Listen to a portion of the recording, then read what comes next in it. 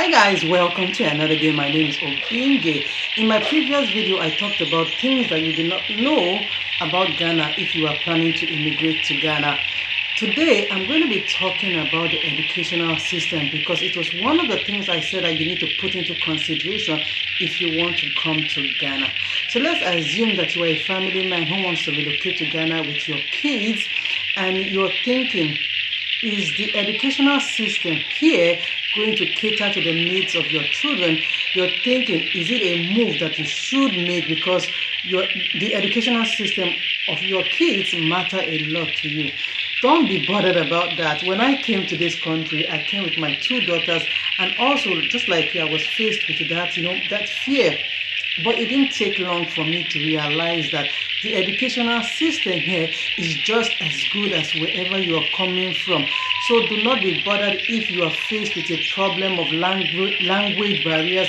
Don't be discouraged if you feel that whatever it was that your kid was getting in the country they are coming from, they will not be getting it here. So today I'm going to give us a little details about how the educational system is here, and to let you know that Ghana has got you covered because it does have a wonderful educational system.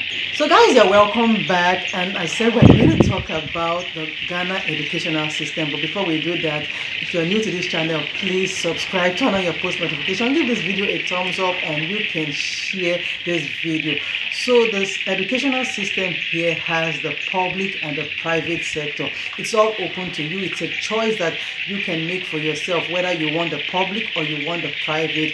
But for the purpose of this video, we are going to be focusing on the public sector. We are going to be using it as our yardstick, if you understand what I'm saying. So the public sector, which is run by the government, is operating the standard basic educational curriculum, and that's because this curriculum was set up to meet up with international standard of education, so that kids here can get the same level of education that is being operated with outside. So off from the curriculum that we have here in Ghana, the public system of education has the kindergarten level, it has the primary level, it has the senior secondary school level, and it has the tertiary educational level. So let's start with the kindergarten. For your kids to be enrolled in the kindergarten level here in the public sector, your child must have reached the age of 4 years.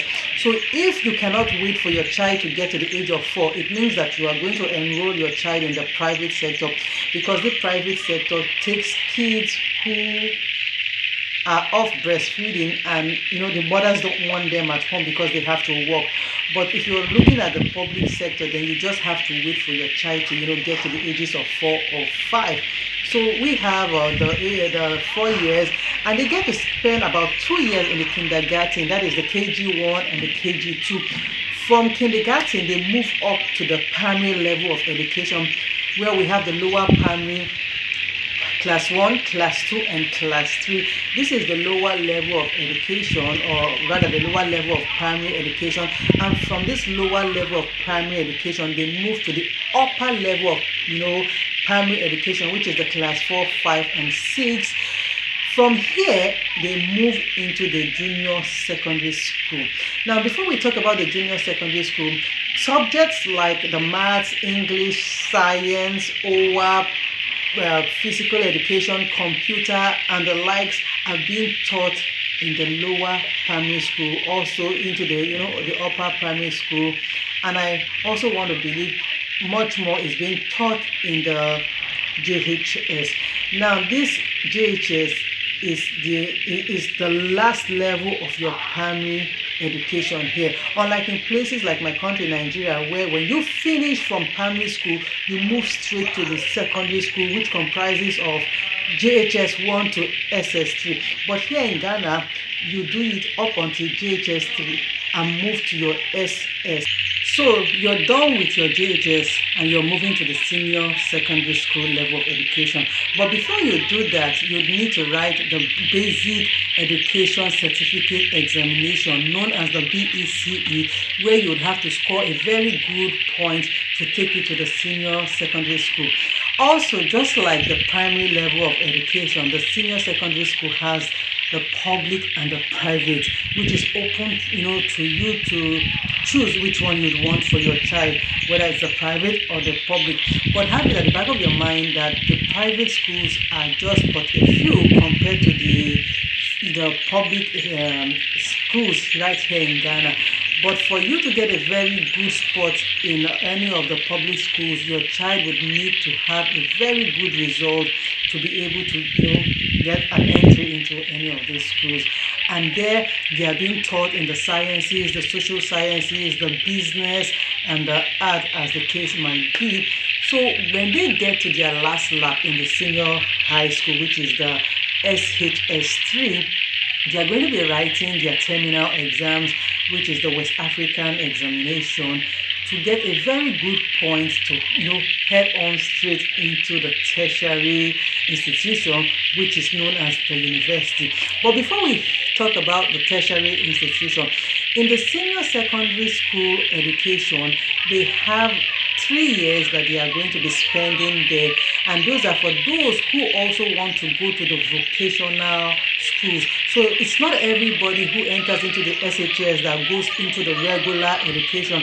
Some people branch out into vocational studies or technical subjects, unlike those who are going for the mainstream education. So when your child is eventually done with his or her senior high school certificate exams, the university is the next stage of education that they are pivoting into. And once again, Ghana has both the private and the public sector for universities. The choice is yours to make. But I will let you know that the government-owned university is the University of Ghana, amongst others, which happens to be the oldest university here in Ghana. It has a lot of courses from the sciences, the social sciences, the arts, the business that your child can choose. Although we also have other universities that cater to all these needs. Now, like I said, we have the universities that are owned by the government and those that are owned by the private sector. But there are other universities that have kind of come about that are maybe being owned by the parastatals or other bodies like that in the system. Nonetheless, your child will eventually find something that will tailor to whatever it is that they are looking for. And if your child is concerned about going to the government-owned universities, there are about 20 of them, with other sub-universities that I said might belong to some parastatals or to some bodies that are not termed more like the private universities.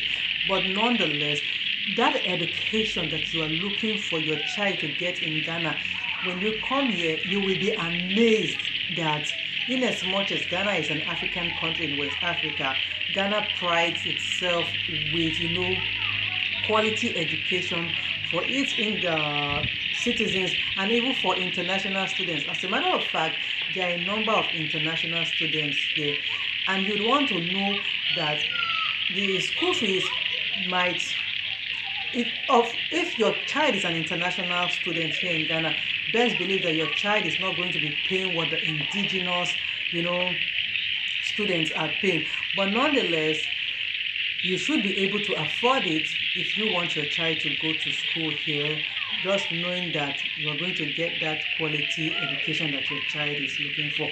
Now, another question you might be, asking is, how many years does a student get to spend in Ghana universities? On the average, most students get to spend 4 years in the university, with exceptions for those who are in the medical field, the dental field, and law. Those ones get to spend about 5 to 7 years in the university. Other than that, every other course is about 4 years. And yes, we have postgraduate studies. If you have a child that would want to undertake a postgraduate study here, we are talking about a PGD or a master's or even a PhD. There is room for any one of them who would want to do that. So guys, this is just the little bit that I know, or rather I'm bringing to your notice about the Ghana education. For those of you who are coming here and you want to know if there's room for your child or your children. Yes, there's always space for that, child of yours, because education is one of Ghana's, stronghold and, backing. They really pride themselves in giving good education. And forget it, even if your child doesn't speak English, I know a couple of students who came here were not speaking English because they came from countries that they were not speaking English. And in less than a year, because of rigorous interaction between the student and the teacher and other pupils or students, the child was able to pick up the language of teaching, the language of communication. And if they don't tell you that they were not speaking English, you will not ever believe it. So guys, this is it about wanting to know about the Ghana education, and trust me, you are most welcome to Ghana. Enjoy yourself. Akwaba. Thank you for watching this video up until this level, and I hope to see you another day.